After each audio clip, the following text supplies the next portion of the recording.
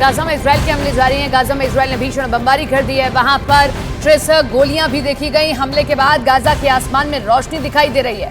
Gaza लगातार धमाकों की आवाजों से गूंज रहा है। गाजा के आसमान में धुआं भी उठता हुआ नजर आया। इजराइल सेना के जवान हमास के ठिकानों को तबाह कर रहे हैं। इजराइल वॉर का ये आज 41वां दिन है। जंग के 41वें दिन इजराइल ने गाजा पर दिन और रात में कई हमले किए। गाजा में हमास के ठिकानों को निशाना बनाने के लिए इजराइल के टैंक से अटैक किया गया। आपको ग्राउंड जीरो से रिपोर्ट दिखाते हैं। हम और हमारे कैमरा पर्सन करम सिंह आपको लगातार और ये धमाके की आवाजें आप सुन रहे हैं और एक के बाद इसी तरह से धमाका होता है, धुआं उठता है और हमास के आतंकियों के इंफ्रास्ट्रक्चर को नुकसान पहुंचाया जाता है। पीछे से हमारे हमला होता है। हम लोग जिस एरिया में मौजूद हैं उसके पीछे एक मिलिट्री जोन है और वहां से तोप से हमला होता है।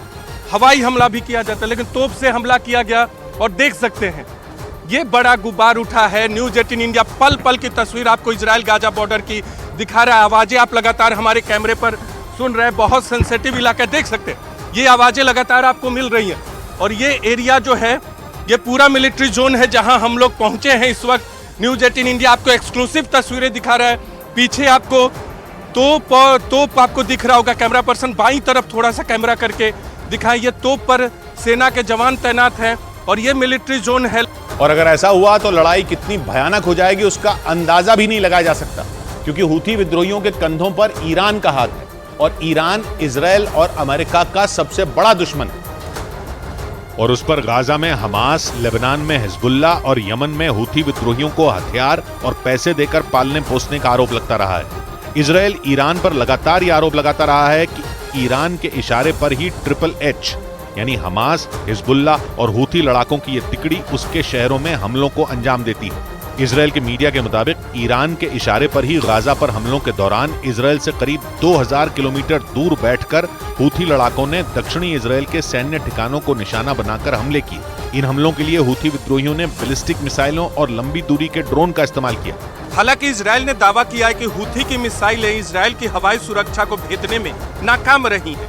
लेकिन ईरान के पाले पोसे HHH के तीसरे H यानी हूथी लड़ाकों ने हमास जंग के बीच अमेरिका और इजराइल की टेंशन बढ़ा दी। यमन में सक्रिय हूथी विद्रोहियों ने हमास और हिजबुल्ला की तरह ही इजराइल को दुनिया के नक्शे से मिटा देने की कसम खाई।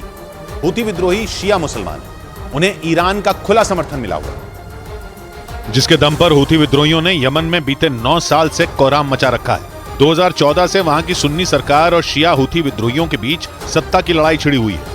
सुन्नी देश सऊदी अरब का आरोप है कि हूथी लड़ाकों को ईरान भड़काता है और हथियार के साथ पैसे भी पहुंचाता है। लेकिन 2015 में यमन से हूथी विद्रोहियों को भगाने के लिए सऊदी अरब लड़ाई में कूद पड़ा था और बीते 9 साल से वहां ईरान समर्थित हूथी विद्रोहियों और सऊदी अरब की सेना के बीच भयानक संघर्ष जारी है, जिसमें 3 लाख से ज्यादा लोग मारे जा चुके हैं, जबकि कई लाख लोग बेघर हो गए।